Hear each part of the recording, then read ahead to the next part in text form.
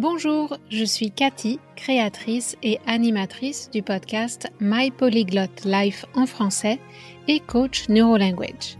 En général, j'aide des adultes qui apprennent le français et veulent atteindre un niveau avancé, mais aussi des adultes francophones qui veulent améliorer leur communication en anglais.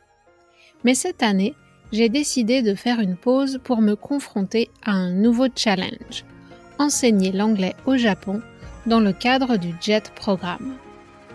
Dans cette saison du podcast, la 5e, je partage avec toi des moments de ma vie ici et les réflexions que ça m'inspire. Je vais parler de l'école japonaise, d'éducation, de la vie d'expatrié et de la culture japonaise et aussi de mon propre apprentissage de la langue. Bonne écoute! Au fait, une transcription de cet épisode et de tous les épisodes du podcast est disponible sur mon site internet français.mypolyglotlife.com. Donc je t'invite à t'inscrire pour recevoir le mot de passe qui te donnera accès à toutes les transcriptions. Allez, entrons dans le vif du sujet du podcast d'aujourd'hui. Je ne sais pas si tu es comme moi, si la fin d'année qui approche t'invite à te projeter déjà en 2024 pour suivre tes envies et tes passions, pour faire plus de ce qui te plaît et moins de ce que tu n'aimes pas. Je sais qu'on doit profiter de l'instant présent, mais je pense qu'au début d'une nouvelle année, c'est utile de faire un point pour se fixer une direction et trouver la motivation pour avancer. Dans tout ce que je crée et dans mon coaching, je réfléchis toujours à comment je peux t'aider à passer au niveau supérieur en français, et pas seulement en parlant de grammaire ou autres sujets linguistiques. My Polyglot Life a pour but de t'aider à apprendre le français, bien sûr, mais l'un de mes principaux objectifs est de t'aider à faire la paix avec toi-même comme apprenant ou apprenante de français. To make peace with yourself as a French learner, pour que tu puisses avancer plus sereinement. Apprendre une langue est difficile. La langue française est complexe, il y a la grammaire, l'orthographe, l'argot et plein d'autres choses. Tu ressens de la frustration. Tu as peut-être des tendances perfectionnistes. Tu sais que faire des erreurs est inévitable, mais tu t'en veux. Tu es fâché contre toi-même quand ça arrive. Tu veux apprendre, mais tu ne veux pas renoncer à d'autres choses importantes de ta vie pour étudier. Et tu te sens coupable à cause de ça. Tu ne sais pas quoi faire pour progresser, donc tu essayes plein de choses, tu t'éparpilles, tu vas dans plusieurs directions à la fois, mais ça cause de la confusion et tu stagnes, ton niveau stagne. Tu sais plein de choses, mais tu en maîtrises peu ou en tout cas pas assez pour être satisfait ou satisfaite. Alors tout ce que je viens de citer, ce sont des émotions qui te prennent de l'énergie et qui, par conséquent, freinent ton apprentissage. Pour apprendre mieux et plus vite, tu as besoin de toute ton énergie. Alors, pourquoi ne pas arrêter de te battre et apprendre à travailler avec ce que tu as, avec ton magnifique cerveau que tu peux apprendre à utiliser au mieux. En tant qu'apprenant ou apprenante de français, tu n'es pas parfaite. Mais ce n'est pas grave. C'est même normal, tu es humain. Dans mon podcast, je t'invite à mieux te connaître et à t'accepter tel que tu es à travers l'apprentissage du français. Le chemin vers la fluidité et le niveau avancé est long. Alors, le plus efficace est de prendre du plaisir dans le processus. L'apprentissage des langues et des subtilités de l'interculturalité sont des opportunités uniques de développement personnel, en plus d'acquérir des compétences linguistiques. Mais attention! Pour moi, t'accepter tel que tu es, ça veut aussi dire aller à la poursuite de qui ou de ce que tu aimerais être. Tu t'acceptes maintenant comme une étape, une version de toi-même aujourd'hui, et chaque jour, tu continues de grandir et d'avancer vers la version de toi-même que tu veux devenir. Aujourd'hui, je voudrais faire un épisode qui sera, je l'espère, positif au final, même si je vais parler de difficultés qui rendent l'apprentissage plus lent et qui sont bien réelles. J'aimerais que cet épisode t'aide à te sentir mieux au sujet de ton apprentissage du français, même s'il y a des moments difficiles. Je vais commencer par finir la phrase qui est le titre de l'épisode. J'espère qu'elle aura piqué ton intérêt et donné envie d'écouter. Tout le monde peut apprendre une langue étrangère, mais on n'est pas tous et toutes égaux ou égales. Avant de trouver de la sérénité dans le processus d'apprentissage, il faut prendre conscience de nos forces, de nos faiblesses et des choix qu'on fait. Il y a tellement de choses qu'on pourrait faire, devrait faire, et pourtant on ne les fait pas, et ce pour une variété de raisons. Parfois, ces raisons sont objectives et temporaires. On n'a pas le temps de pratiquer parce qu'on est trop occupé par le travail, la famille ou d'autres choses sur lesquelles on n'a aucun contrôle. C'est la vie. Parfois, on ne fait pas ce qui est bon pour nous parce qu'on fait des choix différents. S'interroger sur les raisons qui motivent ces choix est fondamental. Est-ce qu'on a des blocages ou des peurs plus ou moins cachées? Est-ce que c'est plutôt que les options disponibles ne sont pas adaptées? Ou peut-être est-ce qu'on a juste besoin d'apprendre comment apprendre à l'âge adulte en dehors de l'école? Aujourd'hui, je vais te parler de quelques situations qui rendent l'apprentissage plus difficile. J'espère que ça t'aidera à ne pas te juger en comparaison avec d'autres personnes qui vivent peut-être une situation différente et à rester concentré sur ton propre chemin d'apprentissage. Tout le monde peut apprendre une langue, mais chaque parcours est différent. Accepter la réalité d'où tu es aujourd'hui te permettra dans un premier temps de te libérer des pensées parasites qui te prennent de l'énergie, comme les regrets par exemple. « Ah, si j'avais fait ceci ou cela, je serais plus avancé, etc. » Ça ne t'aide pas. Tu ne peux pas changer le passé. Alors la seule chose que tu peux faire, c'est te mettre au travail maintenant pour créer un futur dont tu seras fier. Je t'invite à trouver un chemin qui te permettra de progresser à ton rythme. Ce sera peut-être lent, mais si tu instaures de bonnes habitudes, tu en récolteras les bénéfices.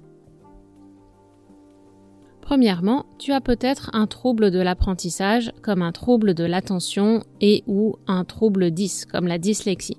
C'est une des difficultés bien réelles qui explique que certaines personnes apprennent peut-être plus lentement, en tout cas dans le système actuel. Ces troubles sont mieux diagnostiqués maintenant et tu as peut-être découvert récemment que tu es concerné. Et même si tu n'as pas reçu un diagnostic médical, tu te reconnais peut-être dans les symptômes de ces troubles dont je viens de parler, troubles de l'attention ou dyslexie ou autres troubles dysorthographie, etc. Les méthodes traditionnelles d'enseignement et les ressources comme les manuels scolaires ne sont généralement pas adaptées pour les personnes ayant un trouble de l'apprentissage. La quantité d'explications données en même temps, la présentation des informations et le rythme, on passe d'un point à un autre rapidement sans avoir le temps de pratiquer assez, peuvent créer de la confusion et des blocages. Tu as peut-être réussi à surmonter ces obstacles dans ta langue maternelle parce que tu avais un intérêt, ou on t'a peut-être donné plus de temps et de soutien, ou tu y as consacré énormément de travail personnel quand tu étais plus jeune. Ne serait-ce que la lecture. Peut-être que tu avais des difficultés, mais que tu aimais lire plus que tout, et donc tu as passé beaucoup d'heures à lire et tu t'es entraîné dans ta langue maternelle. Mais en français, c'est plus difficile. La réalité aussi, c'est que maintenant, à l'âge adulte, c'est plus difficile parce que tu as d'autres occupations et un cerveau déjà bien occupé à gérer plein de tâches différentes. D'ailleurs, tu n'as peut-être pas un trouble de l'apprentissage, mais tout simplement, tu as du mal à rester concentré sur une tâche à cause de toutes les sollicitations autour de toi. Les enfants, les notifications sur le téléphone, les emails, etc. Et si tu n'es pas à 100% concentré, l'apprentissage sera moins efficace. J'ai donné quelques astuces concrètes dans l'épisode 58 du podcast, fin novembre ou début décembre 2021, et je te mets le lien dans les notes de l'épisode pour que tu puisses aller voir ces stratégies quand on a certains troubles de l'apprentissage. Deuxièmement, dans les difficultés bien réelles, il y a aussi les troubles anxieux ou des traumatismes passés qui peuvent aussi affecter ton apprentissage. Que ce soit un traumatisme lié au français ou pas, ça a laissé des traces dans ton cerveau qui peuvent parfois provoquer des interférences. Les traumatismes psychologiques, en particulier dans l'enfance, peuvent aussi affecter la formation du cerveau et notamment les zones en charge de la mémoire et perturber la bonne gestion des facteurs de stress même à l'âge adulte. Et on sait que l'apprentissage d'une langue et surtout la parler avec des natifs et dans une situation réelle, c'est une situation stressante. Dans le cas des troubles anxieux ou des traumas, avant même de s'intéresser à comment apprendre, la priorité, c'est de mettre le cerveau dans les meilleures conditions pour apprendre ou pour avoir une interaction dans la langue étrangère. Donc ça peut être apprendre à reconnaître et à gérer le stress, à savoir comment réagir dans des situations stressantes, développer des stratégies pour calmer son anxiété, etc. Ça peut être un travail lourd, donc n'hésite pas à demander de l'aide à un ou une thérapeute. D'ailleurs, j'ai beaucoup de clients et clientes qui travaillent avec un ou une thérapeute sur ces questions et qui suivent un coaching linguistique en parallèle pour apprendre le français dans un cadre bienveillant qui permet de mettre en place des stratégies pour avancer malgré des blocages psychologiques ou un stress paralysant. Si ton cerveau n'est pas calme, il n'y aura pas d'apprentissage ou pas d'apprentissage à long terme en tout cas, donc tu feras des efforts pour rien et c'est dommage. Prendre le temps de créer les bonnes conditions n'est pas une perte de temps, mais au contraire un investissement qui portera ses fruits rapidement. J'ai donné aussi quelques conseils dans l'épisode 58 pour les situations liées à l'anxiété. Et finalement, la dernière difficulté bien réelle que je voulais aborder aujourd'hui, c'est l'âge. Parce que c'est un fait, plus on vieillit, plus on a des responsabilités, moins on apprend vite. Enfin, on a tellement de choses à apprendre et à gérer au quotidien qu'on a moins de place pour l'apprentissage des langues peut-être. Le cerveau est plastique jusqu'à un âge avancé. Ça veut dire qu'on peut générer de nouveaux neurones jusqu'à plus de 90 ans et plus on stimule notre cerveau, plus il va rester en forme. Mais on doit aussi reconnaître qu'on n'a souvent pas autant d'énergie à 50 ou 60 ans qu'à 20 ans. Il y a toujours des exceptions, mais en général, notre niveau global d'énergie et puis toutes les choses qu'on peut gérer avant d'être vraiment épuisé diminuent plus on vieillit.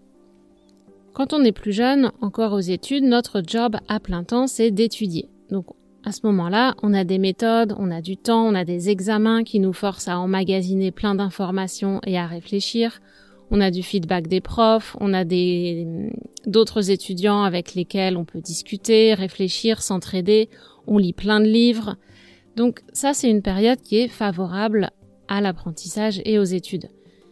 Mais plus tard, quand on a un travail peut-être 40 heures par semaine ou plus, une vie de famille, des obligations comme préparer des vrais repas, faire la lessive, le ménage d'un logement plus grand, etc., le temps pour pratiquer une langue se raréfie.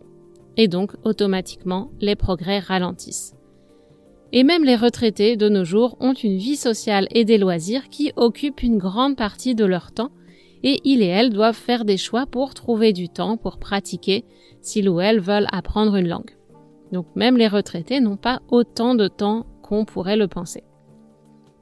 En plus de ça, la technologie est à la fois un bienfait qui peut nous aider à trouver des ressources intéressantes et des manières plus fun de pratiquer, comme par exemple l'extension Chrome qui s'appelle Language Reactor, qui permet d'afficher les sous-titres dans 2 langues en même temps, sur Netflix et YouTube par exemple. Je te mets le lien dans les notes. Mais c'est aussi un risque de distraction et d'avoir tellement de choix qu'on finit par passer trop de temps à chercher ou à acheter toujours plus de cours en ligne qu'on ne prend pas le temps de faire. Allez, je crois que le mot « temps » et quelques expressions associées, c'est vraiment le mot-clé quand on parle de l'âge. C'est assez logique quand on y pense. Donc, je vais les récapituler dans les prochaines phrases et je t'invite à faire attention aux articles, le, de ou du, pour apprendre les expressions idiomatiques correctes. Tout d'abord, l'apprentissage prend plus de temps quand on vieillit. Ça veut dire qu'il se fait plus lentement. Ça prend du temps. Takes time. Ensuite, il faut trouver le temps ou prendre le temps de pratiquer. Make time to practice. take the time to practice, en gros. Et enfin, il ne faut pas perdre de temps et se laisser distraire par l'abondance de choix. Don't waste time, don't lose time en français, il ne faut pas perdre de temps en entrant dans le terrier du lapin et en suivant une vidéo YouTube, puis une autre, ou avoir tellement de choix, d'applications et de cours en ligne qu'au final, on ne choisit rien et on ne fait rien. Bien. Après avoir parlé des difficultés dont on doit tenir compte, je vais te parler de quelques bonnes pratiques pour ne pas rester coincé, bloqué dans une spirale négative.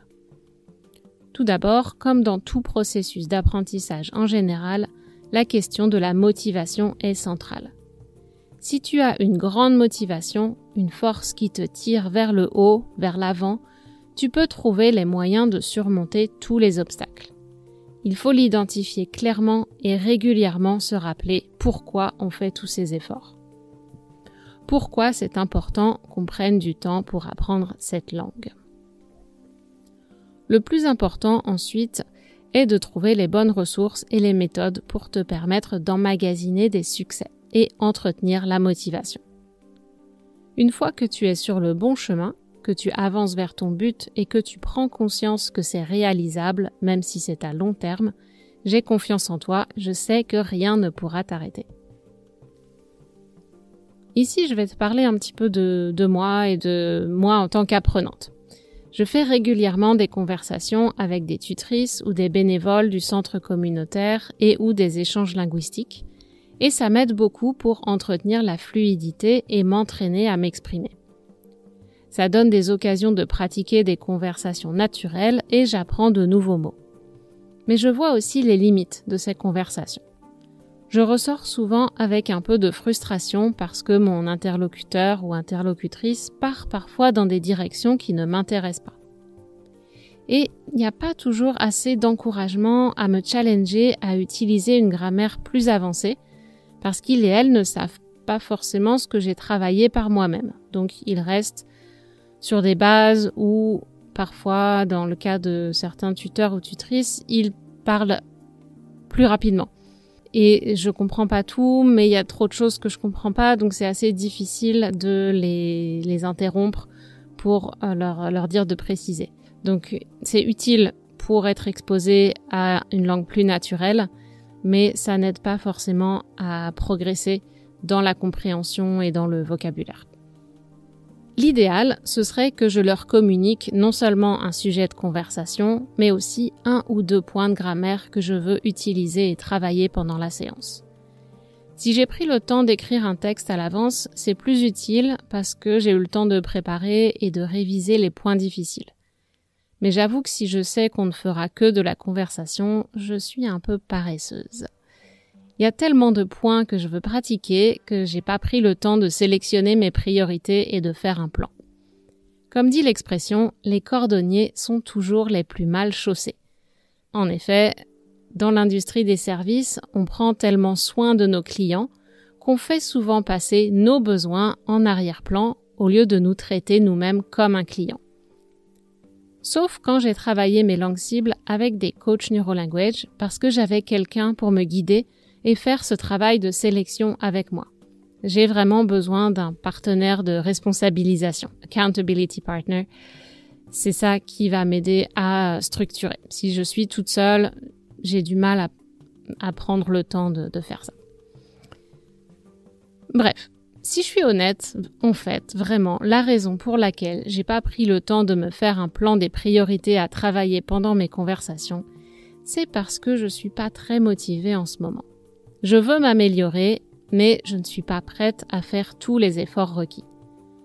Pourtant, le fait de faire un plan ne représente pas beaucoup d'efforts en tant que tel.